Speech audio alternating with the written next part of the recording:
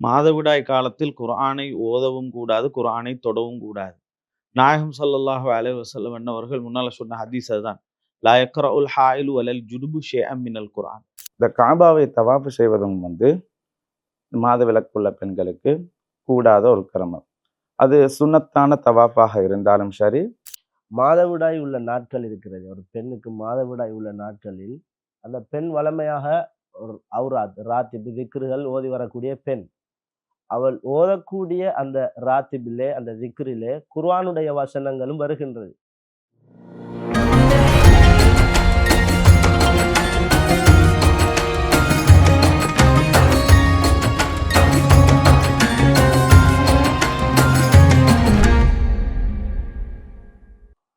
அஸ்ஸலாமு அலைக்கும் வரஹ்மத்துல்லாஹி வபரகாத்துஹு. அல் கௌசியா மீடியாவின் அன்பு நேயர்களே, மீண்டும் ஒரு கலந்துரையாடலிலே உங்களை சந்திப்பதில் மகிழ்ச்சி அடைகின்றோம். இந்த கலந்துரையாடல் ஒரு வித்தியாசமான தலைப்பு என்னவென்றால், அல் கௌசியாவினுடைய அன்பு நேயர்களினால் கேட்கப்பட்ட சில கேள்விகளுக்கான தெளிவுகள் இந்த நிகழ்வின் வாயிலாக தெளிவுபடுத்தப்படும் என்பதை அறிய தருவதோடு, நிகழ்வுக்குள் நுழைவதற்கு முன்பாக கலந்துரையாடலிலே கலந்து கொள்ளுகின்ற கண்ணியத்திற்குரிய ஆலிம் பெருந்தகைகளை பற்றி நான் சொல்லிவிட்டு நிகழ்வுக்குள் நுழையலாம். அஜ்வத் அல் ஃபாசி அரபு கல்லூரியினுடைய அதிபர், கொழும்பு பெரிய பள்ளி வாசலுடைய ஹத்தீப் மற்றும் உம்முசாவியாவினுடைய பிரதம இமாம் கண்ணியத்திற்குரிய ஆலிம் அஹ்மத் மஹலரி ஹசரத் அன்னவர்களும், அதே போன்று எங்களுடைய கண்ணியத்திற்குரிய ஆலிம் பெருந்தகை அகில இலங்கை மஜ்லிசுல் உலமா செயலாளரும் ரத்மலானை ஷேக் நைனா முகமது தாலையன் பாவா பள்ளிவாசலின் பிரதம இமாமுமான கண்ணியத்திற்குரிய மௌலவி அல் ஹாஃபில் சிராஜுத்தீன் நஜாஹி ஹசரத் அன்னவர்களும் எங்களோடு கலந்து கொள்கின்றார்கள். இந்த உரையாடலின் ஊடாக எங்களுடைய பல சந்தேகங்களை இன்று நாங்கள் நேயர்களுக்கு தெளிவுபடுத்த நாடுகின்றோம். அந்த அடிப்படையிலே பல கேள்விகள் பெண்கள் சம்பந்தமான கேள்விகளாகவே வந்திருக்கின்ற காரணத்தினால் அவற்றை நாங்கள் தனிமையாக தொகுத்த வண்ணம் இந்த நிகழ்வை ஏற்பாடு செய்திருக்கின்றோம். கண்ணியத்திற்குரிய உலமா பெருந்தகைகளே, உங்களிடத்திலே நாங்கள் தெளிவுபடுத்துவதற்கு நாடுகின்ற முதலாவது கேள்வி என்னவென்றால், ஒரு பெண் கேட்கின்ற கேள்வி, எனக்கு வழமையாக 7 நாட்கள் மாதவிடாய் ஏற்படும். சில மாதங்களில் மாதவிடாய் 2 நாட்களில் நின்றுவிடும். அவ்வாறு நின்றுவிடுகின்ற சந்தர்ப்பத்தில் நான் தொழ வேண்டுமா அல்லது 7 நாட்கள் முடியும் வரைக்கும் காத்திருக்க வேண்டுமா என்று ஒரு பெண்மணி கேட்டிருக்கின்றார்கள். பிஸ்மில்லாஹிர் ரஹ்மானிர் ரஹீம். இன்றைய காலங்களை பொறுத்தவரை மிக முக்கியமாக பேசப்பட வேண்டிய, அதே போல பேசப்படாமல் மக்களுக்கு மத்தியில் இருக்கக்கூடிய மிக முக்கியமான கேள்விகள் இது. அதிலே முதலாவது கேள்வி, வழமையாக ஒரு பெண்ணுக்கு அந்த பெண் 7 நாள் அவர்களுக்கு மாதவிடாய் ஏற்படுவதாகவும், ஓரிரு நாட்கள் ஏற்பட்டால் அதனுடைய சட்டம் என்ன என்பது சம்பந்தமாகவும் கேட்டிருக்கிறார். பொதுவாகவே ஒரு பெண்ணுக்கு ஏற்படக்கூடிய மாதவிடாய் ஆக குறைந்தது 1 நாள் இருக்க வேண்டும். ஆக குறைந்தது 1 நாள். ஆக அதிகமாக பார்க்கும்போது 15 நாட்கள் உண்டாகும். பெரும்பாலும் 6 அல்லது 7 நாட்கள் உண்டாகும். இப்ப இந்த பெண்ணுடைய நிலைமை 6, 7 நாட்கள் உள்ளது. அப்படி பார்க்கும்போது 2 நாள் ஏற்படும் என்று வரும்போது, அப்போ ஒன்றை தாண்டியது. அப்படி வரும்போது அது கண்டிப்பாக அது மாதவிடாய் தான். அது 1 நாளாக இருந்தாலும் 2 நாளாக இருந்தாலும் 6 நாள் 7 நாள் 15 நாள் வரைக்கும் அது மாதவிடாய் தான். 15 நாளை தாண்டும் போது அது இஸ்திஹாலா என்பதுடைய சட்டத்துக்கு வரும். அதுக்கு வேற சட்டங்கள் இருக்கிறது. அப்ப கட்டாயமாக இந்த கேள்விக்குரிய பதில் 1 நாள் 2 நாள், வழமையாக 6, 7 நாள் வாரத்தினால் அப்படியே தான் வரணும் என்ற அர்த்தம் இல்லை. 1 நாள் 2 நாள் ஏற்பட்டாலும் அது கட்டாயமாக மாதவிடாய் தான்.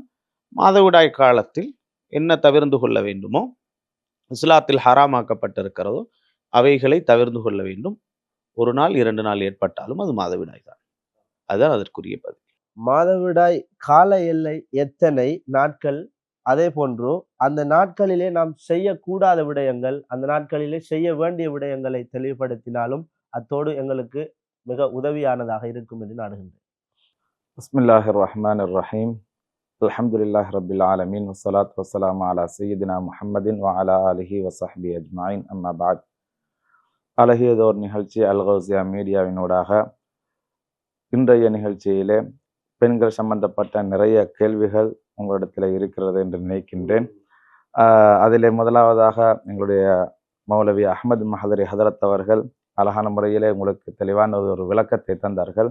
இருந்தாலும் அடுத்த கேள்வியாக அமைந்திருப்பதும் பெண்கள் சம்பந்தப்பட்ட அந்த கேள்வி. அதிலே மாதவிடாய் காலங்களில் செய்யக்கூடாத விடயங்களை பற்றியுண்டான ஒரு கேள்வி எழுப்பப்பட்டிருக்கின்றது.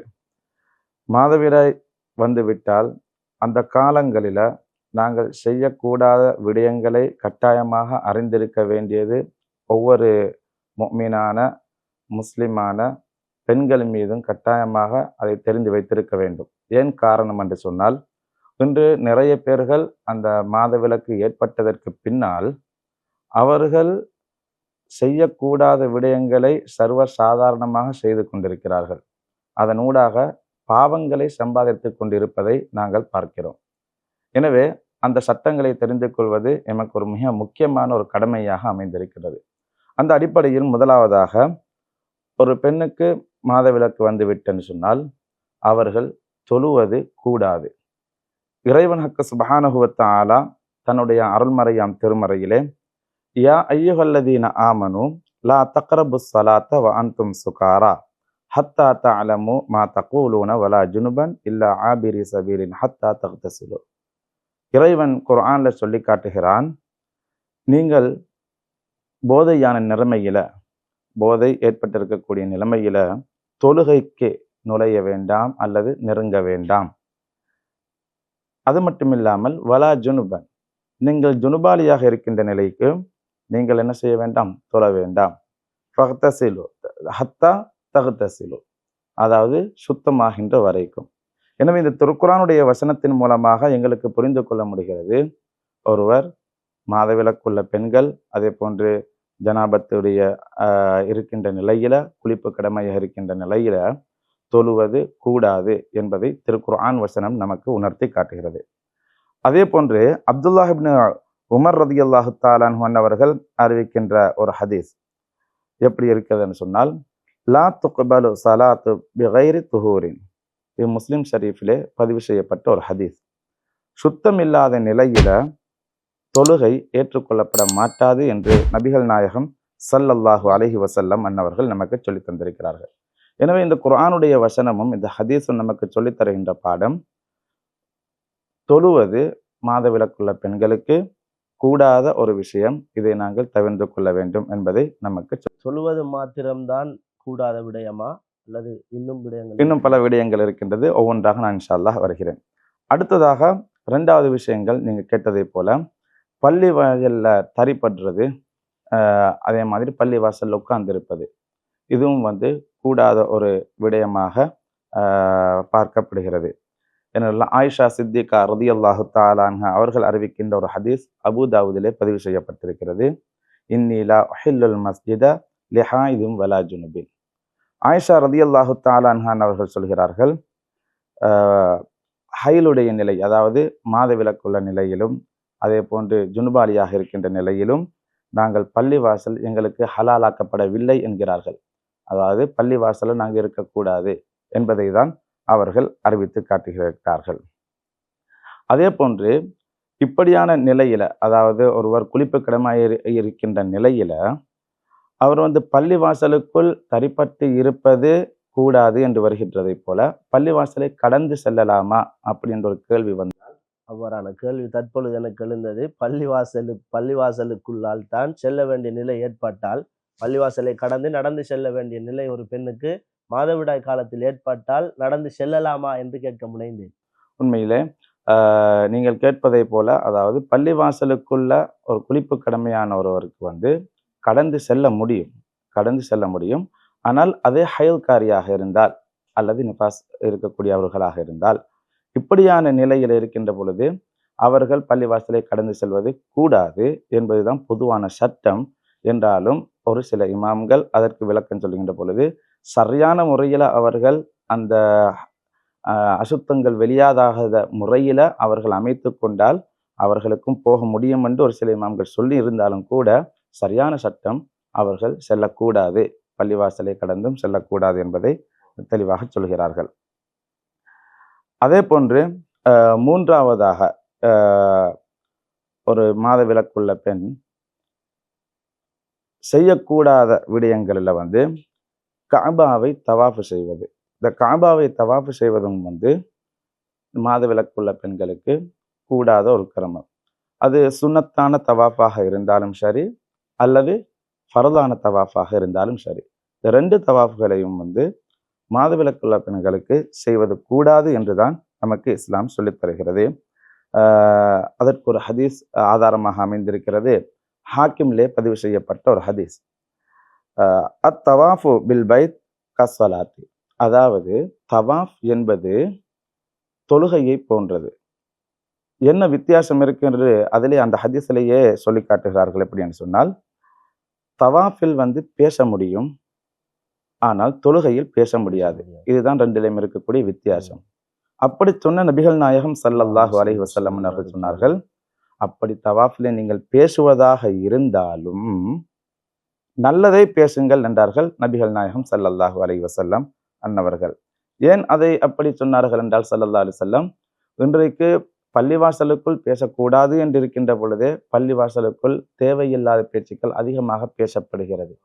அதே போன்று தவாஃபு செய்கின்ற நேரத்தில் கூட அதிகமாக தேவையில்லாத பேச்சுக்களை பேசக்கூடிய ஒரு சூழ்நிலை இந்த காலகட்டத்திலே ஏற்பட்டு கொண்டிருக்கிறது. முடியும் என்று சொன்னதுடனே எல்லாத்தையுமே பேச ஆரம்பித்து விடுகிறார்கள்.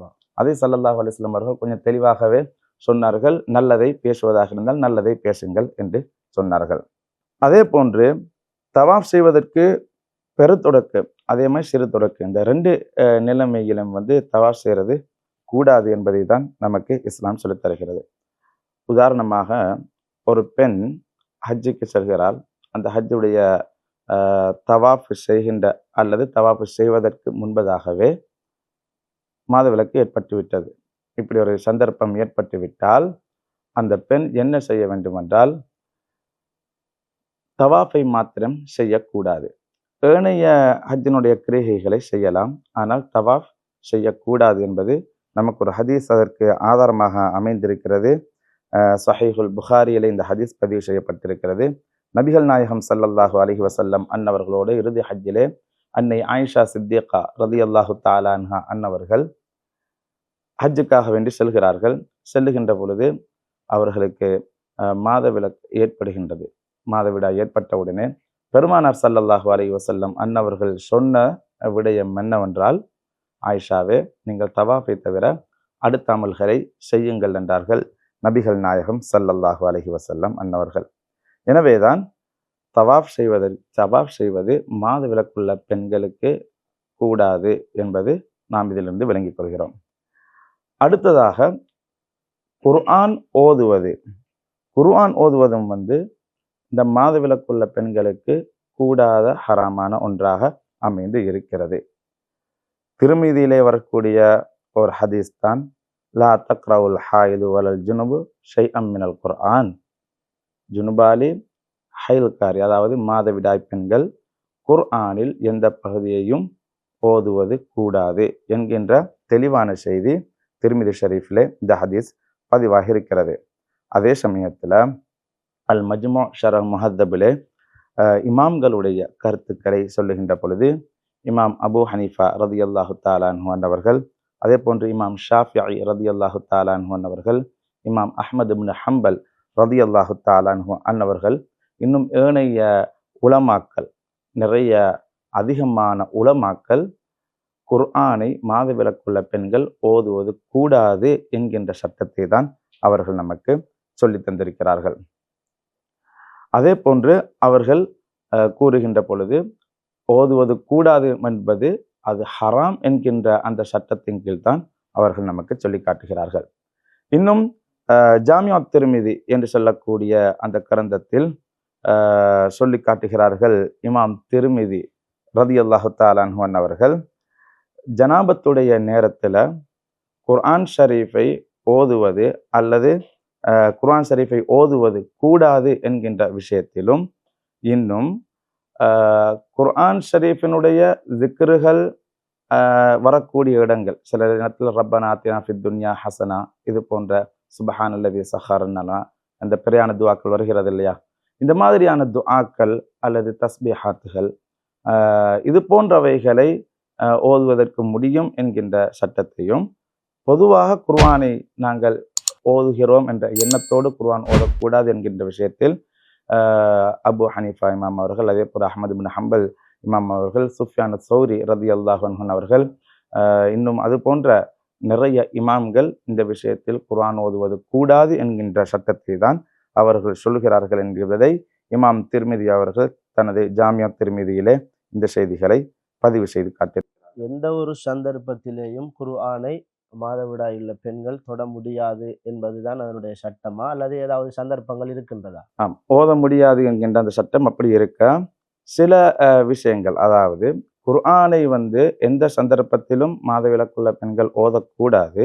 ஆனால் துஆக்களாக இருந்தால் அந்த துஆக்களை ஓத முடியும் என்கின்ற சட்டத்தையும் நமக்கு இமாம்கள் சொல்லித் தருகிறார்கள். அதிலும் குர்ஆனை ஓதுவதை ஒருவர் ஓதுவதை இவங்களுக்கு கேட்டுக்கொண்டு நிற்கலாம். இன்னும் ஒருவர் ஓதுவதை மாதவிடாய் உள்ள பெண் ஒருவர் கேட்கலாம் என்றால், சில பெண்கள் ஹிஃபுல் பண்ணுவாங்க. அப்படி குர்ஆனை ஹாஃபில்களாக ஆக வேண்டும் என்று ஹிஃபுல் பண்ணிக்கிட்டு இருப்பாங்க.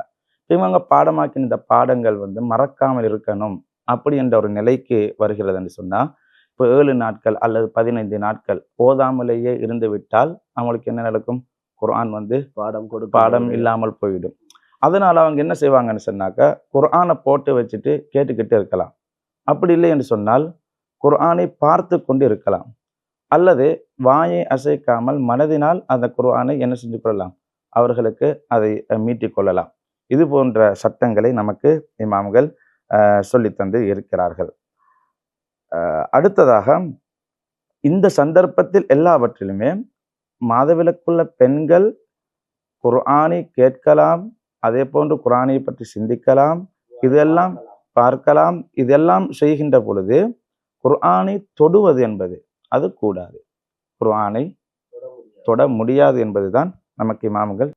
குர்ஆனை பார்த்து கொண்டிருக்கும் சமயத்திலே ஒரு பக்கம் முடிந்துவிட்டால் அடுத்த பக்கத்தை பார்ப்பதற்கான தேவை ஏற்படுகின்றது. யாரும் இல்லை, அதை அந்த தாளை புரட்டி கொடுப்பதற்கு யாரும் இல்லை. இந்த சந்தர்ப்பத்தில் அந்த பெண் என்ன செய்ய வேண்டும்? எவ்வாறு அதை குர்ஆனை புரட்டுவது?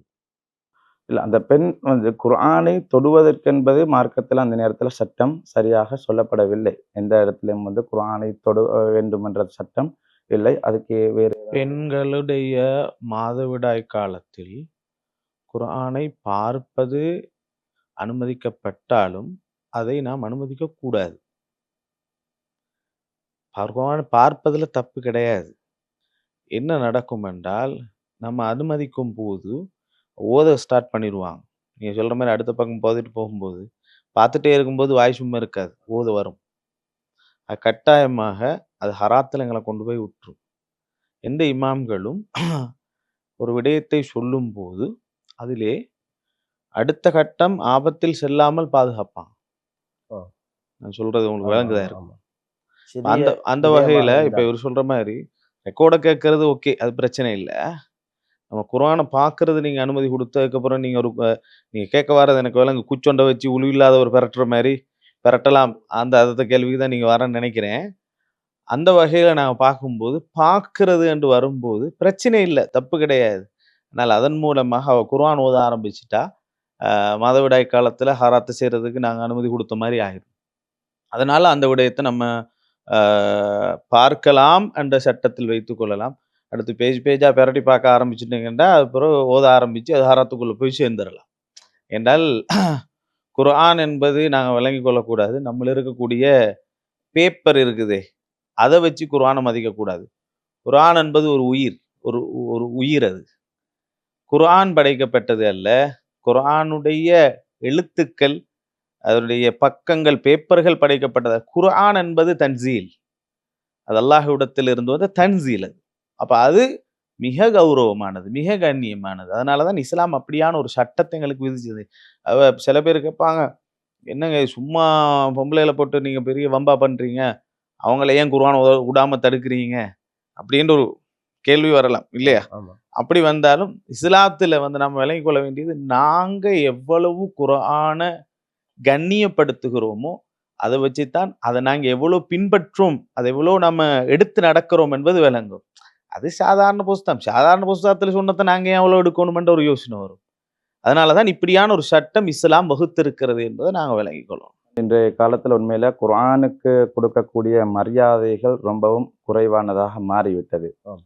ஒரு காலகட்டத்தில் வந்து ஹதீஸுகளில் தான் சஹீஹான ஹதீஸ், லைஃபான ஹதீஸ் என்று பேசிக்கொண்டு இருந்த இவர்கள் இப்பொழுது சஹீஹான ஹதீஸையும் மறுத்து புனிதமான குர்ஆன் ஷரீஃபை கூட அதில் எழுத்து பிழை இருக்கிறது என்றும், இப்பொழுது எங்களிடத்திலே எழுத்து வடிவத்தில் இருக்கக்கூடிய குர்ஆன், இந்த குர்ஆன் அல்ல என்று பேசக்கூடியவரும் கூட இன்றைக்கு முளைத்து விட்டார்கள். அதே போன்று இன்றைய காலத்தில் ஒரு தனிப்பட்ட ஒரு தலைப்பாகவே மாற்றப்பட்டிருக்கின்றது. மாதவிடாய் உள்ள பெண்கள் குர்ஆனை தொடலாம், ஓதலாம் என்கின்ற செய்தி தனிப்பட்ட ஒரு தலைப்பாக மாற்றப்பட்டிருக்கின்றது. அதற்கான ஒரு தெளிவான பதிலை. மாதவிடாய் காலத்தில் குர்ஆனை ஓதவும் கூடாது, குர்ஆனை தொடவும் கூடாது. நாயகம் ஸல்லல்லாஹு அலைஹி வஸல்லம் அவர்கள் முன்னால சொன்ன ஹதீஸ் அதுதான். லா யக்ரஉல் ஹாயிலு வலல் ஜுனுபு ஷைஅம் மினல் குர்ஆன். லா யக்ரஉ ஓத மாட்டார். லா யக்ரஉ என்றா ஓத மாட்டார். இந்த இடத்துல இந்த லா யக்ரஉ என்று அதுக்கு சொல்லுவாங்க ஹபர். ஹபருடைய அர்த்தத்துல வந்துடுது. அது கட்டளை. அது என்ன அர்த்தம் என்றா ஓதக்கூடாது என்றதான் அர்த்தம். இப்ப இதுக்கு என்னன்னு கேட்டா, சரியான ஒரு எங்களுடைய சமுதாயம் எந்த அளவுக்கு அறியாமையில வாழ்ந்து கொண்டு இருக்குதுன்றதை விளங்குது. ஆயிஷா நாயகி ஒரு தடவை நாயகம் ஸல்லல்லாஹு அலைஹி வஸல்லம் குளிச்சுட்டு துண்டு கேட்டாங்க. குளிச்சுட்டு துண்டை கேட்டாங்க, டவல் கேட்டாங்க.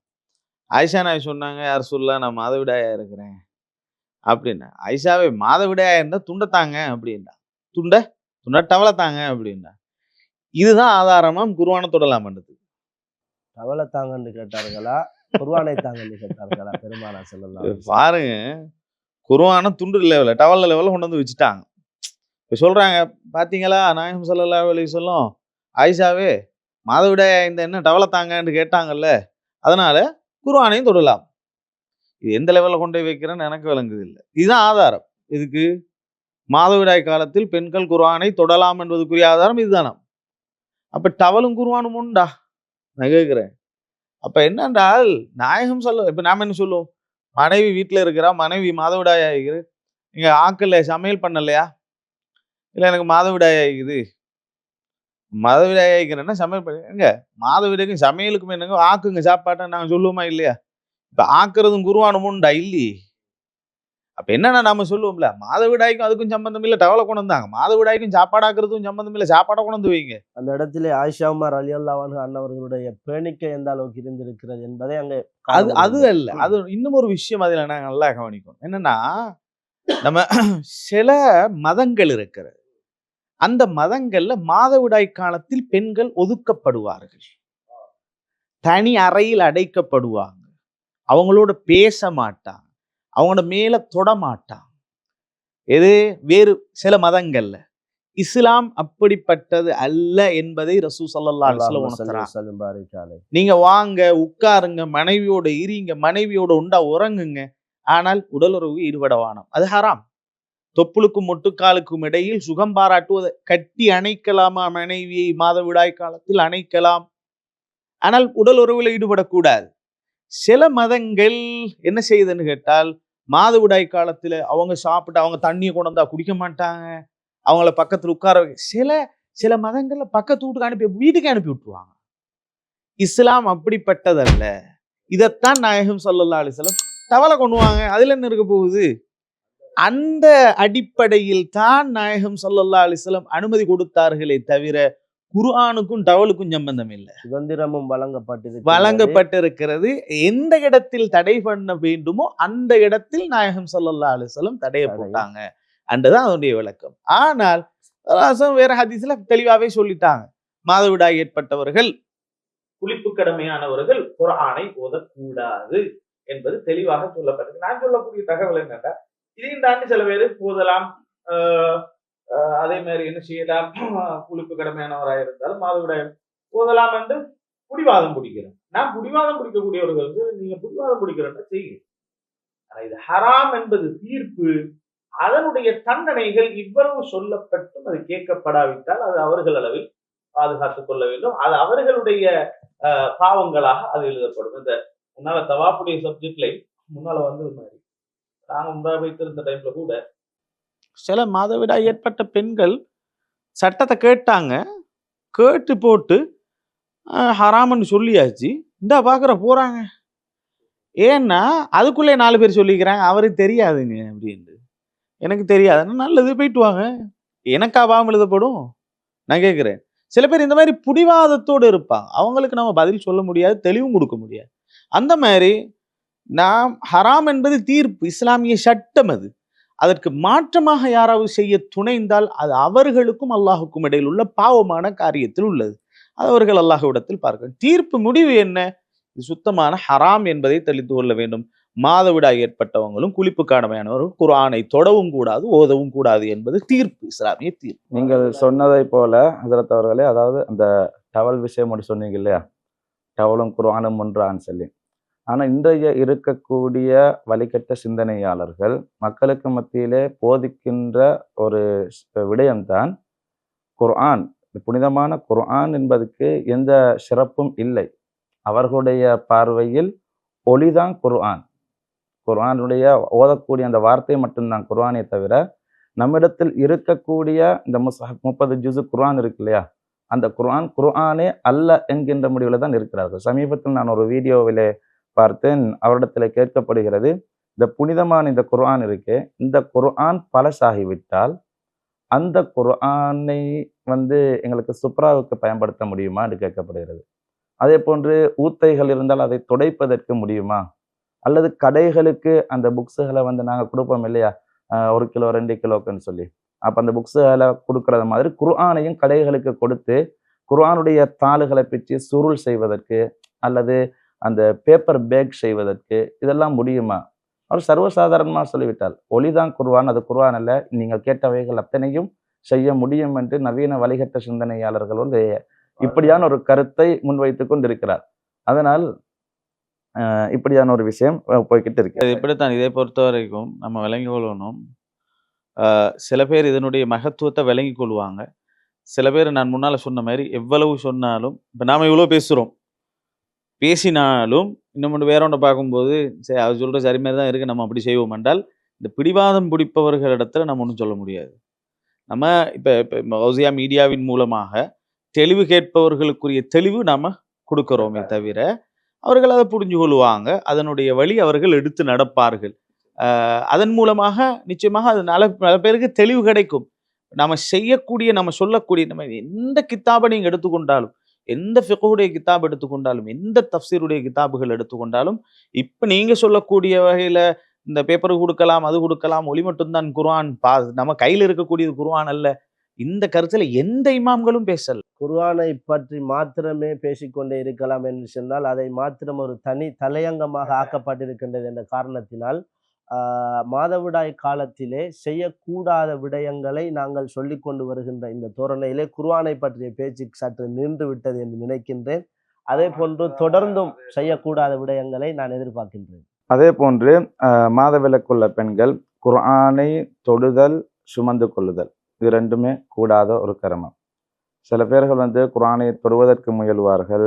மாதவிலக்குள்ள நிலையில அவர்கள் குர்ஆனை தொடவும் கூடாது, சுமப்பதும் கூடாது. சுமப்பது கூடாது என்று சொன்னால், இப்போ குர்ஆன் தனியாக நாங்கள் இப்படி கையில் சுமக்கிற மாதிரி இல்லாமல், அப்படி இல்லாமல் பல சாமான்களோட சேர்த்து குர்ஆன் இருக்கிறதாக இருந்தால் அப்பொழுது என்ன செய்யலாம், அதை குர்ஆனை அந்த பல சாமான்களோடு சேர்ந்து குர்ஆனுடைய எண்ணம் இல்லாமல் அதை சுமக்க முடியும்.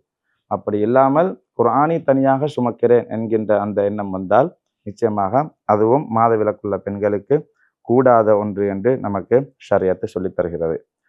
அடுத்ததாக மாதவிலக்குள்ள பெண்கள் நோன்பு பிடிப்பதும் கூடாது என்கின்ற சட்டத்தை நமக்கு இஸ்லாம் சொல்லித் தருகிறது.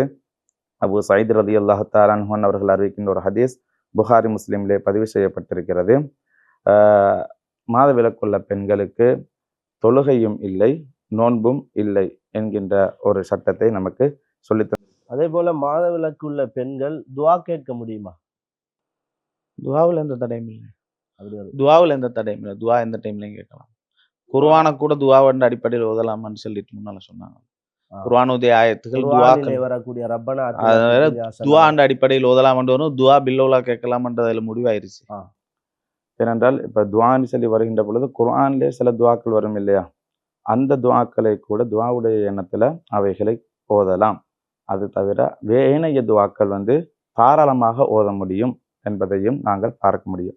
அதேபோன்று நான் சொன்னேன் நோன்பு பிடிக்கிற விஷயம். நோன்பு பிடிக்கிற விஷயத்துல ஆ தொழுகிற விஷயம் இந்த 2மே கூடாது என்று வந்தாலும் கூட, தொழுகையை என்ன செய்ய முடியாது? கலா செய்ய வேண்டிய அவசியம் இல்லை. ஆனால் நோன்பு பிடிக்காமல் விட்ட காலம், அதாவது ஹைதுடைய காலத்துல பெண்கள் நோன்பை விடுவார்கள் இல்லையா? ரமலானுடைய மாதத்திலே மாதவிடாய் ஏற்பட்டு விட்டால் நோன்பு பிடிக்க கூடாது. கூடாது.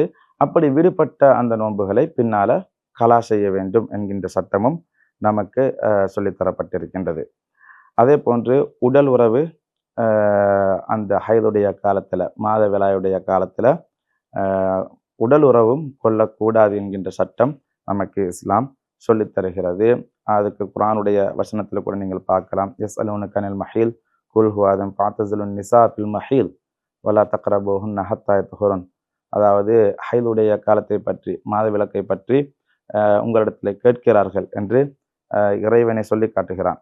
அப்படி சொல்லிவிட்டு சொல்கிறான், அது ஒரு அதன் ஒரு நோவினை அப்படி சொல்லிட்டு, அந்த காலங்கள்ல நீங்கள் பெண்களை நெருங்கவும் வேண்டாம், அவர்கள்கிட்ட நீங்க போக வேணாம் என்று சொல்றது உடல் உறவு வைத்துக் கொள்ள வேண்டாம் என்கின்ற ஒரு சட்டத்தை இந்த திருக்குர்ஆன் வசனம் நமக்கு சொல்லி காட்டிக் கொண்டு இருக்கிறது. எனவேதான் இந்த சட்டங்கள் எல்லாம் நமக்கு சொல்லித் தருகின்ற ஒரு விஷயம், ஹைதுடைய காலங்களில் குர்ஆனை சுமத்தல், குர்ஆனை ஓதுதல், அது போல தொழுவது, நோன்பு பிடிப்பது, தவாப் செய்வது, இந்த மாதிரியான கர்மங்கள் எல்லாம் செய்யக்கூடாதவைகள் என்பதனை நமக்கு தெளிவாக இந்த விஷயங்கள் சொல்லித்தரப்படும். போல ரமலானுடைய காலத்திலே கலாவாகிய நோன்புகள், இந்த கலாவாகிய நோன்புகளை ஷவ்வால் மாதத்தினுடைய 6 நோன்பு நோட்கின்றோமே, சுன்னத்தான ஷவ்வால் மாதத்தினுடைய 6 நோன்பு, அந்த 6 நோன்புகளுடன் சேர்த்து ரமலானிலே விடப்பட்ட கலாவாகிய நோன்பை நாங்கள் பிடிக்கலாமா? அது கலாவாகிய நோன்புகள் செவ்வாலுடைய மாதத்தில் 6 நோன்பு பிடிக்கும் போது பெரும்பாலும் அதுக்கு சொல்றது அப்படித்தான். 6 நோன்பு யாருக்குன்னு கேட்டா, ரமலான்ல மாதவிடாய் ஏற்பட்டவங்களுக்கு தான் 6 நோன்பு அப்படின்னு சொல்லி கொண்டிருக்கிறான். பொதுவா அப்படி இல்ல. 6 நோன்பு என்பது எல்லாருக்குமே சுன்னத்தான நோன்பு. 6 நோன்பை பிடிக்கும் போது கலாவான நோன்பு இருந்தால் கட்டாயம் கலாவை தான் பிடிக்கணும். நல்லா விளங்கிக் கொள்ளணும். ரமதான்ல 7 நாளோ 6 நாளோ அவங்களுக்கு மாதவிடாய் ஏற்பட்டு நோன்புல கலா இருக்கும்போது 6 நோன்பு சுன்னத்து பிடிக்க கூடாது. கலாவை தான் இப்ப பிடிக்கணும். ஏண்டா கடன் இருக்கும்போது சதக்கா கொடுக்கலவே, அந்த மாதிரி ஃபரது கலா இருக்கும்போது சுன்னத்தை பிடிக்கல. இப்ப என்ன செய்யணும்? அவங்க கலாவை தான் பிடிக்கணும். கலாவை பிடிக்கும்போது பிரச்சனை என்ன வருதுன்னு கேட்டா, சுன்னத்தை 6 நோன்புடைய சுன்னத்தை, ஷவ்வாலுடைய 6 நோன்புடைய சுன்னத்தையும் சேர்த்து நியத்து வைக்கலாமா? ஒரு கல்லில் 2 மாங்காய், அந்த மாதிரி நியத்து வச்சுக்கொள்ளலாம். அதான் மனுஷருக்கு ஆசைப்படுறாங்க, எல்லாரும் தேவைப்படுறாங்க. அதை பொறுத்த வரைக்கும் சில அறிஞர்கள் அது கூடாது, ஃபரதுண்டா கலான்னு மட்டும் தான் வைக்கணும், அதுக்குள்ள சுன்னத்தை சேர்க்கக்கூடாது அப்படின்னு நவீமாம் அதே கருத்துல சில கட்டங்கள்ல பேசிக்கிறாங்க. ஆனா முத்தாஹிரீன்கள் அதை தசீஹ் பண்ணிக்கிறாங்க. அந்த அடிப்படையில பார்க்கும்போது எங்களுக்கு கலாவோட சேர்த்து சுன்னத்தை சேர்த்து நியத்து வச்சுக் கொள்ளலாம், 2 நன்மைகளும் கிடைக்கும். அல்லாஹு தாலா தரப்போதுமா, அது கிதாபில கூட எழுதுவாங்க, அல்லாஹு தாலா நினைத்தால் அதை தரப்போதுமானவன். அந்த அடிப்படையில கட்டாயமா அந்த 6 நோன்பு இருக்குதே, அதுல கலா இருந்தால் கட்டாயம் கலாவைத்தான் பிடிக்கணும். சுன்னத்தையும் நியத்து வைத்து கொண்டால் இந்த அறிஞர்களுடைய கருத்தின்படி சுன்னத்துடைய நன்மையும் அவர்களுக்கு கிடைக்கும். ஹஜ்ரத் அவர்களே, மாதவிடாய் காலத்திலே குர்ஆனை ஓதக்கூடாது என்கின்ற அந்த சப்ஜெக்டுடன் சம்பந்தமான ஒரு கேள்வி உண்டு. மாதவிடாய் உள்ள நாட்கள் இருக்கிறது, ஒரு பெண்ணுக்கு மாதவிடாய் உள்ள நாட்களில் அந்த பெண் வளமையாக ஒரு அவுராத் ராத்திப் திக்ருகள் ஓதி வரக்கூடிய பெண், அவள் ஓதக்கூடிய அந்த ராத்திபிலே, அந்த திக்ரிலே குர்ஆனுடைய வசனங்களும் வருகின்றது. இப்பொழுது அந்த பெண் மாதவிடாய் உள்ள பெண் அந்த திக்ரிலே வரக்கூடிய குர்ஆனுடைய வசனங்களை ஓதலாமா? இந்த கேள்விக்கு நான் ஏற்கனவே பதில் சொல்லி இருந்தேன். அதாவது மாதவிலக்குள்ள பெண்கள் குர்ஆன் ஓதக்கூடாது. ஆனால் குர்ஆனுடைய வசனங்கள் அவுராதிலேயோ அல்லது வேறு ஏதாவது துஆக்களுடைய அடிப்படையிலோ வந்தார்ன்னு சொன்னால் அதை ஓத முடியும். அது குர்ஆனுடைய எண்ணம் இல்லாமல் ஒரு திக்ருடைய எண்ணத்திலே அதை ஓட முடியும் என்பதனை நான் ஏற்கனவே அதுக்கு தெளிவான பதிலை உங்களுக்கு சொல்லியிருக்கேன். தனிப்பட்ட முறையிலே குர்ஆன் என்று ஓதாமல் வரக்கூடிய நாங்கள் வளமையாக ஓதுகின்ற திக்ரிலே வந்தால் ஓத முடியும் என்கின்ற தெளிவான விடையை நாங்கள் பிரயாணம் செல்லுகின்ற பொழுது ஒரு மாத விலக்குள்ள பெண் பிரயாணம் செய்கிறாள். இப்ப அந்த பிரயாணத்தின் பொழுது சுபஹான் அல்லது சஹர் லனா ஹாதா வமா குன்னா லஹு முக்ரினீன் வ இன்னா இலா ரப்பினா லமுன்கலிபூன் என்கின்றது குர்ஆனுடைய வசனம். ஆனால் அந்த வசனத்தை நாங்கள் பிரயாணம் செல்லுகின்ற பொழுது அதை ஒரு துஆவாக நினைத்து ஓதுகிறோம். அப்படி அந்த மாதிரியான விஷயங்களை ஓதலாம் என்பதுதான் ஷரியத் சொல்கின்ற. அதே போன்று இன்னும் ஒரு பெண்மணி இங்கிலாந்தில் இருந்து கேட்ட கேள்வி ஒன்று, அதற்கான தெளிவான பதிலை நாங்கள் கொடுக்க வேண்டும். இங்கிலாந்தில் இருந்து கேட்டாலும் என் நாட்டிலிருந்து கேட்டாலும் பதில சொல்லித்தான் இந்த அடிப்படையில் கேட்கின்றேன். அந்த பெண் கேட்கின்ற கேள்வி என்னவென்றால், நான் என் கணவனுடன் இங்கிலாந்தில் வசித்து வருகின்றேன்.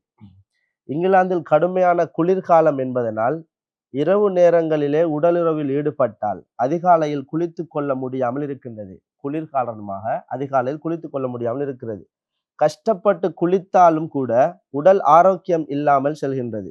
இவ்வாறான சந்தர்ப்பத்தில் சுபகு தொழுகையை கலாவாகாமல் இருக்க நாம் என்ன செய்ய வேண்டும்? இதற்கு இஸ்லாம் இதற்கான தீர்வை எவ்வாறு என்ன கூறுகின்றது என்று கேட்டிருக்கின்றார். இங்கிலாந்துல மட்டுமல்ல, பல நாட்டிலேயே சில டைம் இலங்கையில கூட அப்படி ஆயிருது. கண்டில மாதிரி ஆயிட்டா மாட்டிக்கொள்ளவாக சில கூழ்ல சிக்கிரும். கண்டியில சில டைம்ல அப்படி ஆயிருமென்னு வச்சுக்கோங்களேன். இது தெளிவான ஒரு தேவையான சட்டம். இது என்னன்னு கேட்டால், இந்த மாதிரி குளிரான பகுதிக்கு போய் அது நம்ம மனைவியோட உடலுறவில் ஈடுபட்டுமே இல்லை. ஒருத்தர் ஒரு ஆம்பளை தூங்கிட்டாரு, தூங்கி அவருக்கு என்ன செஞ்சுட்டு இந்திரியம் வெளியாகிட்டு அப்படின்னு வச்சுக்கொண்டா இப்ப என்ன செய்யறது? குளிச்சா கண்டிப்பா அவருக்கு ஜலதோஷம் வந்துடும், காய்ச்சல் வந்துடும் அண்டு வச்சுக்கொள்ளும். டாக்டரை கேட்டாலும் அதான் சொல்லுவாங்க, எப்படியுமே நீங்க குளிக்க கூடாது, கடுமையான கூலா இருக்கு. இப்ப இதுல பார்க்கணும் என்னன்னு கேட்டா, தண்ணியை சூடாக்கும் வழிகள் ஏதாவது இருக்குதா அன்றது பார்க்கணும். தஸ்ஹீனுக்குரிய வழிகள் ஏதாவது இருக்குதான்னு பார்க்கணும். இப்போ பார்க்கணும் ஹீட்டர் இருக்கும். நம்ம ஹீட்டர் பெரும்பாலும் இல்லை, நூறலி போனால் எல்லா இடத்துலையும் ஹீட்டர் கிடைக்கும். ஹீட்டரோட தான் ரூமே பார்க்குறது இல்லையா? நம்ம அப்படித்தானே பார்க்குறது. ஹீட்டரோட இருந்தால் தான் ரூமை வாங்குவோம். அப்போ கண்டிப்பாக அப்படிதான் இருக்கும். அது இயல்பானது, நான் பொதுவாக பேசிக்கொண்டிருக்கிறேன். அப்போ ஹீட்டர் தண்ணியை சூடாக்கக்கூடிய வழி இருந்தால் இருந்து போட்டு சும்மா போய்க்கு படுத்தான்னா இது தப்பு இல்லையா? இப்ப ஹீட்டரும் இல்லை, இவனுக்கு தண்ணியை சூடாக்கி கொள்ளவும் வழி இல்லை, குளிச்சா கடுமையான கூழாக்கி இருக்குன்ற இப்ப தயம்மம் கொண்டு தொழலாம். குளிப்பு கடமையானவர் தயம்மத்தை நீயத்து வைக்கிறது என்னன்னு கேட்டால், தொழுகையை நான் ஆகுமாக தேடுகிறேன் என்று குளிப்புக்காக வேண்டி தயம்மத்தை செஞ்சு குளிப்பார். ஆனால் அந்த தொழுகையை மீட்டி தொழ வேண்டும். சில அறிஞர்கள் அதுக்கு தேவையில்லை என்ற கருத்தில் இருக்கிறாங்க. ஆனாலும் நாம அந்த கட்டத்துல பருது அது சொல்லுவாங்க, பர்துன் ஷதீத் அப்படின்னா கடுமையான குளிர், அதுக்காக வேண்டி தஸ்ஹீனுக்குரிய சூடாக்குற வழியும் இல்லாத கட்டத்துல தயம்மம் செஞ்சு தொழலாம். ஆனால் அந்த தொழுகையை நாம் மீட்டு தொழ வேண்டும். இதை தாண்டிய ஒரு சட்டத்தை நான் பார்த்தது இல்லை என்பதையும் சொல்ல வேண்டும். ஏன்னா அடுத்து இன்னும் ஒரு கேள்வி வரும், மண்ணும் இல்லாட்டி என்ன செய்யறது அப்படின்னு ஒரு கேள்வி வருமா இல்லையா? நான் போன இடத்துல மண்ணும் இல்லை, எங்கள் வீட்டு பக்கத்துல என்ன ஃபுல்லா ஃபிளாட்டா இருக்குது, நான் 10ஆம் மாடியில் இருக்கிறேன் அப்படி வரும். அதையும் தாண்டி ஒரு சட்டத்தை நான் எந்த கிதாபிலும் நான் பார்த்ததில்லை. மண்ணும் இல்லை என்று பூமியில் அப்படி ஒரு சட்டத்தை நான் பார்க்கல. அதனால இதுதான் சட்டம், கிதாபில் உள்ள சட்டத்தை நான் உங்களுக்கு தெளிவுபடுத்தினேன். நேயர்களே, அழகான முறையிலே எங்களுக்கு அந்த பெண்மணி கேட்டிருந்தாலும் உலகத்து நம்முடைய நேயர்கள் அனைவர்களுக்குமான ஒரு தெளிந்த பதில் என்பதை நான் இந்த இடத்திலே உணர்த்தி கொள்ள விரும்புகின்றேன். இங்கிலாந்தில் மாத்திரமல்ல, உலகின் எந்த பகுதியில் இருந்தாலும் கடுமையான குளிர் காலத்திலே எங்களுக்கு குளிப்பு கடமையாகிவிட்டால், அது பெண்களுக்கான மாதவிடையாக இருக்கட்டும், ஆண்களுக்கான குளிப்பு கடமையாகின்ற நிலையாக இருக்கட்டும், தண்ணீரை சூடாக்கி குளிக்கின்ற அந்த சந்தர்ப்பம் இருக்கின்றதா என்பதை முதலில் தேட வேண்டும். அதற்கு பின்னால் அந்த சந்தர்ப்பம் இருந்தால் குளித்து கொள்ள முடியும். இல்லை என்றால், அந்த சந்தர்ப்பமே இல்லை, கூலான தண்ணீர் மாத்திரம்தான் இருக்கின்றது என்றால், நாங்கள் தயம்மம் செய்து அந்த தொழுகையை தொழ வேண்டும். ஆனால் பிற்காலத்திலே பிறகு எங்களுக்கு முடியுமான நிலையிலே நாங்கள் குளித்து அந்த தொழுகையை கலா செய்ய வேண்டும், மீட்டி தொழுது கொள்ள மீட்டித் வேண்டும். தொழ வேண்டும் என்கின்ற சட்டத்தை தெளிவாக தந்திருக்கின்றார் ஹஜ்ரத் அவர்கள். அல்ஹம்துலில்லாஹ், இதுவரை நேரமும் நம்முடைய அல் கௌசியா மீடியாவின் அறிவின் வெளிச்சம் நிகழ்ச்சியின் ஊடாக அழகிய ஒரு கலந்துரையாடல் என்றுதான் சொல்ல வேண்டும். ஏனென்றால் அழகான கேள்விகளுக்கு தெளிவான பதில்கள், அறிவின் ஒரு பகுதி அழகான கேள்விகள், முக்கியமான கேள்விகள். அந்த அடிப்படையிலே இந்த கலந்துரையாடல் குறிப்பாக பெண்கள் சார்ந்த பல சந்தேகங்கள் இங்கே தெளிவுபடுத்தப்பட்டிருக்கும். பெருந்தகைகளுக்கு நான் ஜஸாக்குமுல்லா ஹைரா நன்றிகளை தெரிவித்துக் கொள்கின்றேன். எங்களுடைய அல் கௌசியா மீடியாவின் சார்பாகவும் எங்களுடைய அல் கௌசியா மீடியாவினுடைய நேயர்கள் சார்பாகவும் நான் நன்றிகளை தெரிவித்துக் கொள்கின்றேன். அதே போன்று இதே போன்ற நிகழ்வுகளின் ஊடாக அறிவின் வெளிச்சம் நிகழ்வின் வாயிலாக பல சந்தேகங்கள் எழலாம். இந்த நிகழ்வின் ஊடாகவோ அல்லது எங்களுடைய அல் கௌசியா சோசியல் மீடியாவின் ஊடாகவோ உங்களுடைய சந்தேகங்களை, உங்களுடைய கேள்விகளை நீங்கள் எங்களிடம் கேட்டு அதற்கான தெளிவை எங்களுடைய சோசியல் மீடியாவின் ஊடாக, எங்களுடைய அல் கௌசியா மீடியாவின் ஊடாக அதற்கான தெளிவை பெற்றுக்கொள்ளலாம் என்பதை நான் அந்த சந்தர்ப்பத்தை உங்களிடத்திலே விடுகின்றேன். இவ்வளவு நேரமாக அஜ்வத் அல் ஃபாசி அரபு கல்லூரியின் அதிபர், கொழும்பு பெரிய பள்ளிவாசலினுடைய ஹத்தீப், உம்மு ஜாவியாவுடைய பிரதம இமாம் அஹ்மத் மஹலரி ஹசரத் அன்னவர்களும், எங்களுடைய அகில இலங்கை மஜ்லிசுல் உலமாவின் செயலாளர் ரத்மலான ஷேகு நைனா முஹம்மத் தாலயன் பாவா பள்ளிவாசலினுடைய பிரதம இமாமுமான மௌலவி அல் ஹாஃபில் சிராஜ் நஜாஹி ஹசரத் அன்னவர்களும் இவ்வளவு நேரமாக எங்களுக்கு கேள்விகளுக்கான தெளிவான பதில்களை அழகான முறையிலே வட்டுருக்கமாக எங்களுக்கு தந்து கொண்டிருந்தார்கள். ஜஸாக்குமுல்லாஹ் ஹைரன் ஜஸா.